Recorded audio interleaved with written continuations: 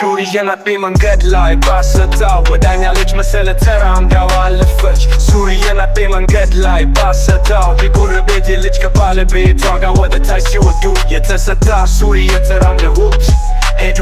እኔን የገረመኝ የልጅቷ ሲሆን በኋሏ እኔን መውደዱ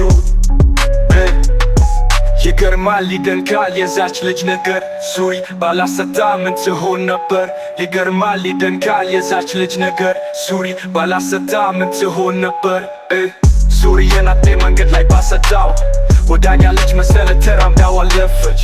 ሱሪ የናቤ መንገድ ላይ ባሰታው የጎረቤቴ ልጅ ከባለቤቷ ጋር ወደ ታች ሲወዱ የተሰታ ሱሪ የተራምደውት ሄዱ።